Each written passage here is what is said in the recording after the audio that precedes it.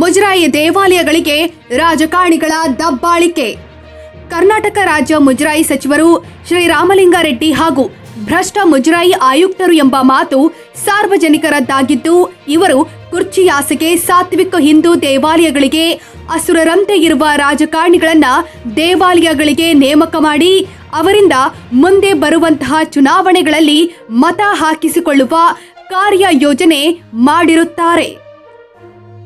ಹಿಂದೂ ಧಾರ್ಮಿಕ ಕಾಯ್ದೆ ಪ್ರಕಾರ ರಾಜಕಾರಣಿಗಳು ಅಥವಾ ಅವರ ಹಿಂಬಾಲಕರನ್ನ ಮುಜರಾಯಿ ದೇವಾಲಯಗಳ ಯಾವುದೇ ಸಮಿತಿ ಅಥವಾ ಮಂಡಳಿಗೆ ಸೇರಿಸಲು ಬರೋದಿಲ್ಲ ಅಂತ ಸ್ಪಷ್ಟವಾದ ಕಾಯ್ದೆ ಅಥವಾ ನಿಯಮಗಳು ಇದ್ದರೂ ಅದನ್ನ ಧಿಕ್ಕರಿಸಿ ಮಾನ್ಯ ಮುಜರಾಯಿ ಸಚಿವರಾದ ಶ್ರೀ ರಾಮಲಿಂಗಾರೆಡ್ಡಿ ಅವರು ಆದೇಶ ಹೊರಡಿಸಿದ್ದಾರೆ.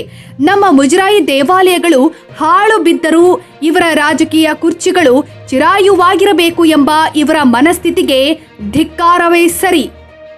ರಾಜ್ಯ ಹಿಂದೂ ಧಾರ್ಮಿಕ ಸಂಸ್ಥೆಗಳು ಮತ್ತು ಧರ್ಮದಾಯ ದತ್ತಿ ಇಲಾಖೆಗೆ ಸಂಬಂಧಪಟ್ಟ ದೇವಾಲಯಗಳ ಆಡಳಿತ ಮಂಡಳಿಗೆ ನೂತನ ವ್ಯವಸ್ಥಾಪನಾ ಸಮಿತಿಗೆ ರಾಜ್ಯಾದ್ಯಂತ ಅರ್ಜಿ ಆಹ್ವಾನಿಸಲಾಗಿದೆ. ಇವುಗಳಲ್ಲಿ 200ಕ್ಕೂ ಅಧಿಕ ಎ ಗ್ರೇಡ್ ದೇವಾಲಯಗಳಾಗಿದ್ದು, ಅವುಗಳ ವ್ಯವಸ್ಥಾಪನಾ ಸಮಿತಿ ರಚನೆಗೆ ರಾಜಕೀಯ ಮೇಲಾಟ, ಜಾತಿ ಲಾಬಿ ಜೋರಾಗಿದೆ. ರಾಜ್ಯದ ಎ ಗ್ರೇಡ್ ದೇವಸ್ಥಾನಗಳ ವ್ಯವಸ್ಥಾಪನಾ ಸಮಿತಿ ರಚನೆ ಜವಾಬ್ದಾರಿ ರಾಜ್ಯ ಧಾರ್ಮಿಕ ಪರಿಷತ್ ಆಗಿದ್ದರೆ, ಬಿ ಮತ್ತು ಸಿ ಗ್ರೇಡ್ ದೇವಾಲಯಗಳ ಅಂತಿಮ ಪಟ್ಟಿ ಜಿಲ್ಲಾ ಮಟ್ಟದಲ್ಲೇ ಆಯ್ಕೆಯಾಗುತ್ತದೆ. ರಾಜ್ಯದಲ್ಲಿ ಒಟ್ಟು 205 ಎ ಗ್ರೇಡ್ ದೇವಾಲಯಗಳಿದ್ದು, ಬೆಂಗಳೂರು ನಗರದ 4, ಬಳ್ಳಾರಿ 4, ಬೆಳಗಾವಿ 3, ಚಿಕ್ಕಮಗಳೂರು 3, ದಕ್ಷಿಣ ಕನ್ನಡ 25, ಹಾಸನ 5, ಮಂಡ್ಯ 6, ಮೈಸೂರು 5, ರಾಮನಗರ 3, ಶಿವಮೊಗ್ಗ 5, ತುಮಕೂರು 10, ಉಡುಪಿ 20, ಉತ್ತರ ಕನ್ನಡ 5 ದೇಗುಲ ಸೇರಿದಂತೆ 100ಕ್ಕೂ ಅಧಿಕ ದೇವಾಲಯಗಳ ವ್ಯವಸ್ಥಾಪನಾ ಸಮಿತಿ ರಚನೆ ಬಾಕಿ ಇದೆ. ಜುಲೈನಲ್ಲಿ ನಡೆದ ಪರಿಷತ್ ಸಭೆಯಲ್ಲಿ ದಕ್ಷಿಣ ಕನ್ನಡ ಜಿಲ್ಲೆಯ 7, ರಾಯಚೂರಿನ 1, ಮೈಸೂರಿನ 9, ಉಡುಪಿಯ 4, ಮಂಡ್ಯದ 14, ಚಿಕ್ಕಬಳ್ಳಾಪುರದ 1, ಬೆಳಗಾವಿಯ 1 ದೇಗುಲಗಳ ಸಮಿತಿಗೆ ಒಪ್ಪಿಗೆ ಸೂಚಿಸಲಾಗಿದೆ. ಜಾತಿ ಪಕ್ಷಗಳ ಲಾಭಿ ಅವಧಿ ಮುಗಿದ ಎ, ಬಿ, ಸಿ ದರ್ಜೆ ದೇವಳ ವ್ಯವಸ್ಥಾಪನಾ ಸಮಿತಿ ರಚನೆಗೆ ಅರ್ಜಿ ಸಲ್ಲಿಕೆ ದಿನಾಂಕ ಮುಗಿದಿದೆ. ಪ್ರತಿಯೊಂದು ದೇವಳಗಳಲ್ಲೂ 9 ಸ್ಥಾನಗಳಿಗೆ ಅಂದರೆ ಪರಿಶಿಷ್ಟ ಜಾತಿ, ಮಹಿಳೆ, ಸಾಮಾನ್ಯ ಅರ್ಚಕ ನೇಮಕ ನಡೆಯಲಿದೆ. ರಾಜ್ಯ ಧಾರ್ಮಿಕ ಪರಿಷತ್ ಮತ್ತು ಜಿಲ್ಲಾ ಧಾರ್ಮಿಕ ಪರಿಷತ್ ಸಭೆಯಲ್ಲಿ ಈ ಆಯ್ಕೆ ನಡೆಯುತ್ತಿರುವ ಕಾರಣ ವ್ಯವಸ್ಥಾಪನಾ ಸಮಿತಿಗೆ ಆಯ್ಕೆಯಾಗ ಬಯಸುವವರ ಲಾಭಿ ಜೋರಾಗಿದೆ. ದಕ್ಷಿಣ ಕನ್ನಡ ಮತ್ತು ಉಡುಪಿ ಜಿಲ್ಲೆಯಲ್ಲಿ ಆದಾಯ ಕಡಿಮೆ ಇರುವ ಸಿ ಗ್ರೇಡ್ ದೇವಾಲಯಗಳಲ್ಲಿಯೂ ಅಧಿಕಾರಕ್ಕಾಗಿ ಲಾಬಿ ಜೋರಾಗಿದೆ. ಅಭಿವೃದ್ಧಿಗೆ ಹಿನ್ನಡೆ. ರಾಜ್ಯದ ಧಾರ್ಮಿಕ ದತ್ತಿ ಇಲಾಖೆಗೆ ಸಂಬಂಧಪಟ್ಟ ದೇವಾಲಯದಲ್ಲಿ ವ್ಯವಸ್ಥಾಪನಾ ಸಮಿತಿ ರಚನೆಯಾಗದ ಕಾರಣ ಕ್ಷೇತ್ರದ ಉತ್ಸವ ಅಭಿವೃದ್ಧಿಗೆ ಹಿನ್ನಡೆಯಾಗಲಿದೆ. ಆಡಳಿತಾಧಿಕಾರಿಗಳು ಜವಾಬ್ದಾರಿ ವಹಿಸಿಕೊಂಡಿದ್ದು ಕೆಲವೊಂದು ಪ್ರಮುಖ ನಿರ್ಣಯ ತೆಗೆದುಕೊಳ್ಳಲು ಹಿಂದೇಟು ಹಾಕುತ್ತಿದ್ದಾರೆ. ರಾಜ್ಯದ ಶ್ರೀಮಂತ ದೇಗುಲಗಳ ಪಟ್ಟಿಯಲ್ಲಿ ಕುಕ್ಕೆ ಸುಬ್ರಹ್ಮಣ್ಯ, ಕದ್ರಿ ಶ್ರೀ ಮಂಜುನಾಥ, ಕೊಲ್ಲೂರು ದೇಗುಲ ದೇವಳಗಳ ವ್ಯವಸ್ಥಾಪನಾ ಸಮಿತಿಗೆ ಅರ್ಜಿ ಆಹ್ವಾನಿಸುವವರ ಸಂಖ್ಯೆ 100ರ ಗಡಿ ದಾಟಿದೆ.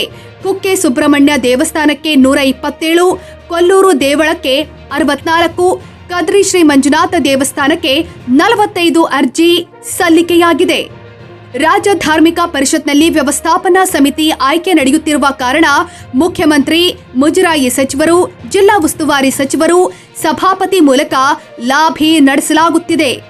ಮುಂದುವರಿದು ರಾಜ್ಯದ ಸಿ ವರ್ಗದ ದೇವಸ್ಥಾನಗಳಲ್ಲಿ ಮೂಲ ಸೌಕರ್ಯ ಅಭಿವೃದ್ಧಿ ದೃಷ್ಟಿಯಿಂದ ಸಮಾಜದ ವಿವಿಧ ಕ್ಷೇತ್ರಗಳ ಪ್ರಮುಖರು ಮತ್ತು ಅಧಿಕಾರಿಗಳನ್ನ ಒಳಗೊಂಡ 7 ಮಂದಿಯ ವಿಷನ್ ಗ್ರೂಪ್ ರಚಿಸಿ ಸರ್ಕಾರ ಆದೇಶಿಸಿದೆ.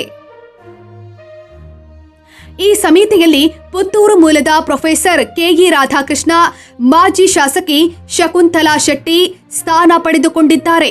ಮುಜರಾಯಿ ಇಲಾಖೆಗೆ ಆದಾಯ ತಂದುಕೊಡದ ಸಿ ವರ್ಗದ ದೇವಸ್ಥಾನಗಳ ಮೂಲ ಸೌಕರ್ಯದ ಅಭಿವೃದ್ಧಿ ಕುರಿತಂತೆ 2023ರ ಅಕ್ಟೋಬರ್ 13ರಂದು ಮುಜರಾಯಿ ಸಚಿವ ರಾಮಲಿಂಗಾರೆಡ್ಡಿ ಅವರ ನೇತೃತ್ವದಲ್ಲಿ ನಡೆದಂತಹ ರಾಜ್ಯ ಧಾರ್ಮಿಕ ಪರಿಷತ್ ಸಭೆಯಲ್ಲಿ ವಿಷನ್ ಗ್ರೂಪ್ ರಚಿಸುವ ನಿರ್ಧಾರ ಮಾಡಲಾಗಿತ್ತು. ಅದಾದ ನಂತರ 2023-24ರ ರಾಜ್ಯ ಬಜೆಟ್ನಲ್ಲಿ ವಿಷನ್ ಗ್ರೂಪ್ ರಚಿಸೋದಾಗಿ ಘೋಷಿಸಲಾಗಿತ್ತು. ಇದೀಗ ಅದನ್ನ ಕಾರ್ಯಗತಗೊಳಿಸಲಾಗಿದ್ದು, ವಿವಿಧ ಕ್ಷೇತ್ರದಲ್ಲಿ ಕೆಲಸ ಮಾಡಿದ ಪ್ರಮುಖರನ್ನ ಸೇರಿಸಿ 7 ಮಂದಿ ಸದಸ್ಯರನ್ನ ಒಳಗೊಂಡ ವಿಷನ್ ಗ್ರೂಪ್ ರಚಿಸಲಾಗಿದೆ. ಪ್ರೊಫೆಸರ್ ಕೆಇ ರಾಧಾಕೃಷ್ಣ, ರಾಜ್ಯಸಭಾ ಮಾಜಿ ಸದಸ್ಯ ಕೆಸಿ ರಾಮಮೂರ್ತಿ, ಮಾಜಿ ಶಾಸಕಿ ಶಕುಂತಲಾ ಶೆಟ್ಟಿ, ಡಾಕ್ಟರ್ ಮಹಂತೇಶ್ ಬಿರಾದಾರ್, ಪಿಸಿ ಶ್ರೀನಿವಾಸ್ ಮತ್ತು ಕೆಇಎಸ್ ಅಧಿಕಾರಿ ಡಾಕ್ಟರ್ ಶ್ರೀಪಾದ್ರನ್ನ ವಿಷನ್ ಗ್ರೂಪ್ ಸದಸ್ಯರನ್ನಾಗಿ ನೇಮಿಸಲಾಗಿದೆ. ವಿಷನ್ ಗ್ರೂಪ್ಗೆ ಎಸ್ಎನ್ ಯತಿರಾಜ್, ಸಂಪತ್ ಕುಮಾರನ್ ಅವರನ್ನ ಸಂಚಾಲಕರನ್ನಾಗಿ ನಿಯೋಜಿಸಲಾಗಿದೆ. ಒಟ್ನಲ್ಲಿ ದೇವರ ಹೆಸರಲ್ಲೂ ಕಾಸು ಮಾಡಲು ಈ ಪರಿ ಪೈಪೋಟಿ ನಡೆದಿರೋದು ನಾಚಿಕೆಗೇಡು. ಕರ್ನಾಟಕ ರಾಜ್ಯದಲ್ಲಿ ಧಾರ್ಮಿಕ ಇಲಾಖೆಯ ಕಾನೂನನ್ನ ಮುರಿದು ಹಾಕಲು ಈ ರಾಜಕಾರಣಿಗಳು ನಿಪುಣರಾಗಿರುತ್ತಾರೆ. ಇದೇ ವ್ಯವಸ್ಥೆಯನ್ನ ನಮ್ಮ ರಾಜ್ಯದ ಮಾನ ಮರ್ಯಾದೆ ಇಲ್ಲದೆ ಇರುವ ರಾಜಕಾರಣಿಗಳು ಬೇರೆ ಮತಗಳಲ್ಲೂ ಅಳವಡಿಸಿದ್ರೆ, ನಮ್ಮ ರಾಜ್ಯದ ಪ್ರಾಮಾಣಿಕ ಭಕ್ತಾದಿಗಳು ನಮ್ಮ ಹಿಂದೂ ದೇವಾಲಯಗಳಲ್ಲಿ ಜಾಗ ಸಿಗದಿದ್ದರೆ ಅನ್ಯ ಧರ್ಮಿಗಳ ದೇವಾಲಯಗಳಲ್ಲಾದರೂ ಸೇವೆ ಸಲ್ಲಿಸಿ ಮತಗಳ ಮಧ್ಯೆ ಬರುವಂತಹ ಭಿನ್ನಾಭಿಪ್ರಾಯ ಹಾಗೂ ಕೋಮು ಗಲಭೆಗಳನ್ನ ತಡೆಗಟ್ಟಲು ಸಹಾಯ ಮಾಡಬಹುದಾಗಿರುತ್ತದೆ. ಒಟ್ಟಾರೆ ನಮ್ಮ ಹಿಂದೂ ಭಕ್ತಾದಿಗಳು ಯಾವುದೇ ರಾಜಕಾರಣ ಅಥವಾ ಅಯೋಗ್ಯತನ ಇಲ್ಲದೆ ಇರುವಂತಹ ವ್ಯಕ್ತಿಗಳು ನಮ್ಮ ರಾಜ್ಯದಲ್ಲಿ ಇಲ್ಲವೇ ಎಂಬ ಪ್ರಶ್ನೆಯೂ ಮೂಡಿರುತ್ತದೆ. ರಾಜಕಾರಣಿಗಳು ನಮ್ಮ ಹಿಂದೂ ಸಂಪ್ರದಾಯ ಹಾಗೂ ಮುಜರಾಯಿ ಕಾಯ್ದೆಯನ್ನ ಉಲ್ಲಂಘನೆ ಆಗದೆ ಎಚ್ಚರಿಕೆಗೊಳಿಸಬೇಕಾದ ಕರ್ತವ್ಯವು ನಮ್ಮದೇ ಆಗಿರುತ್ತದೆ. ಎಚ್ಚರಗೊಳ್ಳಿ ಹಿಂದೂಗಳೇ, ಎಚ್ಚರಗೊಳ್ಳಿ, ನಮ್ಮ ಧಾರ್ಮಿಕ ಸಂಸ್ಥೆಗಳನ್ನ ಕಾಪಾಡಿ. ವೀಕ್ಷಕರೇ, ನಮ್ಮ ಚಾನೆಲ್ ಅನ್ನ ಸಬ್ಸ್ಕ್ರೈಬ್ ಮಾಡಿ, ಲೈಕ್ ಮಾಡಿ ಹಾಗೂ ಶೇರ್ ಮಾಡಿ.